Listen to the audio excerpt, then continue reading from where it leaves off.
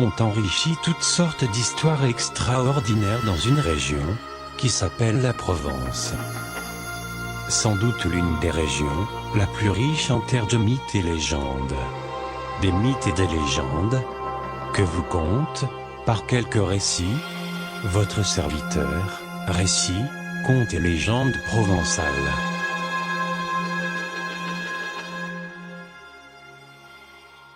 Nous vous souhaitons une bonne écoute de votre livre audio. N'oubliez pas de noter votre commentaire après votre lecture. Et si vous le souhaitez, de vous inscrire sur Récits, contes et légendes provençales. Merci. Sa mère Marie-Louise Reine Lagrange, née le 7 janvier 1818 à Sisteron, est ouvrière faiseuse de mode. Elle s'est mariée, le 12 septembre 1838, à Sisteron, alors qu'elle est encore mineure, à Adolphe Arène, né le 7 novembre 1810, qui est horloger. Le grand-père maternel de Paul Arène, Dominique Lagrange, né le 23 février 1787 à Sisteron, est maître chapelier. Après avoir préparé une licence de philosophie, Paul Arène travaille comme maître d'études au lycée de Marseille, puis de Vannes. Une petite pièce jouée avec succès à l'Odéon, Monsieur Pierrot Héritier, lui fait quitter, en 1865, l'université pour le journalisme. Il a 23 ans. Derrière le fort, sur un plateau pierreux, battu du vent, parfumé de maigre lavande, et d'huile sauvage, ou dans un trou d'eau qui suintait, les gamins allaient tendre des gluaux, aux queues rousses, et aux merles de ruche. Il y avait un enclos blanc planté de croix noires, avec un fossoyeur, ancien soldat de la Grande Armée, que la rumeur publique accusait de nourrir ses lapins de l'herbe des tombes, creusant tout le long du jour une éternelle fosse. Un grand tilleul faisait ombre au milieu, et quand il avait défleuri, nous en mangions les graines molles et douces, que nous appelions le pain des morts. Nous rêvions aux morts, à cause de la douleur, une existence de sous-terre, non pas effrayante précisément, plus vague, paresseuse, et mystérieuse. Quelquefois les cloches sonnaient à l'église. Alors on disait dans la ville, que le vieux Catignan entrait passé, la vieille Ravousseau a rendu l'âme. Ou racontait les cours. Signature du témoignage du fils, le vieux Catignan avait beaucoup remercié le notaire, ainsi que les messieurs venus comme témoins, et puis, pour montrer son usage du monde, il avait soupiré, croyant citer du latin. Si ou mort, mortu. Si ou mort, mortu. Et il était mort. Quant à la Ravousse, elle gardait, paraît-il, dans sa table fermée, une robe de drap toute neuve, que son fils lui avait envoyée de Marseille, et qu'elle n'avait jamais osé porter, la trouvant trop belle pour une simple paysanne. Mais pendant sa maladie, les voisines l'avaient tant priée et suppliée, qu'elle avait consenti à ce qu'on la lui mît lorsqu'elle serait morte. Et la brave femme répétait encore en riant. Une minute avant d'expirer, c'est là où qu'on va être étonné, personne ne me reconnaîtra plus. Ici les gens m'appelaient la Ravousse, et le bon Dieu me dira, Madame Ravoux. Les plus hardis allaient en voir Catignan, et la Ravousse exposée devant leur porte, car la coutume en durait encore, sévères et raides, avec leurs plus beaux habits, entre les cierges, dans la caisse ouverte, que veillaient deux pénitents blancs en cagoule. Carignan et la Ravousse étaient des vieux, mais pourquoi étaient-ils des vieux? C'est-à-dire des êtres maussades et lents, ne riant pas, ne criant pas, enfin d'une autre espèce que nous, et, par un sentiment d'égoïsme naïf et féroce, on trouvait juste, naturel, amusant presque que la mort vînt prendre les vieux. Bien entendu, on ne prévoyait pas le cas où grand-père et grand-mère seraient morts. L'enfant a un peu d'idée générale. Et puis, pour chacun de nous, mes grands-père et grand-mère n'étaient pas des vieux comme les autres, c'était grand-père et c'était grand-mère. Mais personne n'échappe au destin.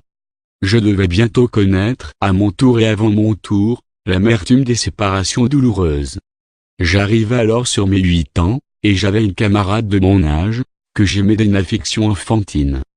Des cheveux d'or, des yeux bleus clairs, genre de beauté rare chez nous, où les filles brûlées et brunes, ont longtemps l'air de garçonnet. On l'appelait indifféremment Ninette, Naïn ou bien Domnine, du nom de son patron Domnin, qui est un grand saint dans le pays.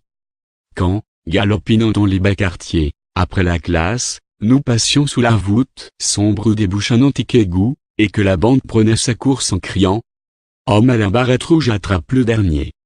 Je prenais la main de Domnine, et, pour la faire mieux courir, je restais souvent le dernier, bien que j'eusse grand peur de la barrette rouge. L'été, on nous laissait aller ensemble hors des remparts de la ville, jusqu'à la lisière des champs, ce qui nous semblait être très loin. L'hiver, il m'arrivait de lui donner une aile de raisin pendu, des sorbes mûris sur la paille, et même de mon sucre pour mettre dans son pain de noix. Un jour Domnine ne vint plus chanter dans nos rondes, les chansons qu'elle chantait si bien, comme « Garde les abeilles, Jeannette, garde les abeilles au pré », ni celle du pont de Marseille sur lequel il pleut et soleil. Et quand il pleuvait et soleillait, quand, dans un ciel nuage trouvé de bleu éclairci, le diable battait sa femme, Domnine n'était plus avec nous, pour répéter en chœur l'incantation irrésistible qui force le Dieu à se montrer, viens vite, soleil, beau soleil, je te donnerai un rayon de miel. Mon ami Domnine était au lit. Un matin, assis sur le banc de pierre de sa porte, je vis le médecin descendre, et je l'entendis qui disait, c'est fini, la petite ne passera pas la nuit. Je compris alors vaguement qu'il m'arrivait un grand malheur. Triste et fiévreux, on me crut malade, et, me dispensant de l'école, on me confia à Peuparle. Un paysan qui faisait aller le petit bien de la famille, et devait cet après-midi relever les serments de notre vigne de toute bise. C'était là mon remède ordinaire, et rarement mes maladies avaient résisté, à quelques heures de promenade à la vigne, en compagnie de cet homme sentencieux et réfléchi, qui savait le nom des plantes, la place des astres, reconnaissait les oiseaux à leur chant, et me paraissait un peu sorcier. Le plus souvent je voulais laideur, mais cette fois je préférais rester tout seul, assis à l'écart, près de la source. Le travail fut long. Il s'agissait, sans éborgner les jeunes pousses, de descendre les fagots de l'année, et par entre les, jusqu'au bas des allées où broutait l'âne. De temps en temps, Peuparle me criait, te nuis-tu, petit? Si tu as faim, cueille une figue. Mais je n'avais pas faim, et ne me nuyais pas. Le cœur un peu gros, je pensais à Domnine. Il faut pourtant achever aujourd'hui, nous nous en irons avec la lune. Lorsque Peuparle eut achevé, et, lorsqu'il eut lié la charge de l'âne, il profita d'un reste de jour pour faire un feu de brindilles, entre trois pierres, et préparer une omelette d'œufs dénichés au poulailler, et de fines herbes que nous cueillîmes. Puis on s'installa par terre sous la treille, qui, entre ses sept tordus pareils à de grands serpents noirs, laissait passer le regard des premières étoiles. La nuit était venue, et Peuparle n'avait pas apporté de lanterne, ne croyant pas rester si tard. Peuparle, sans perdre un morceau, raisonnait des choses de la terre, et blâmait mon père sévèrement de conserver 2 amandiers poussés au hasard dans sa vigne. Le soleil crée le vin, et la vigne ne veut que l'ombre de l'homme. Moi je ne mangeais pas, je ne comprenais guère. À mon chagrin s'ajoutait la mélancolie de ce long dîner dans le noir.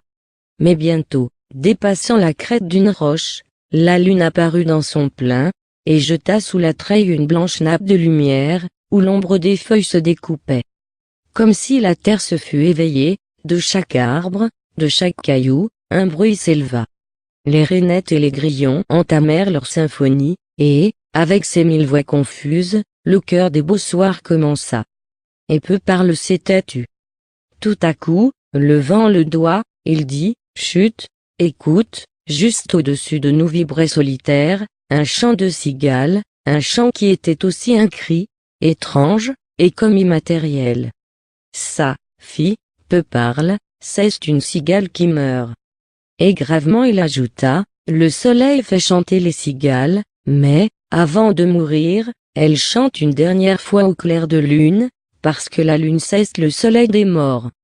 À cette idée de mort, j'éclatai en sanglots. Il faut être fou, un grand garçon, de pleurer pour une cigale. Et, me soulevant dans ses mains rudes, regarde bien, elle doit être là, sous le gros nœud, collée à l'écorce.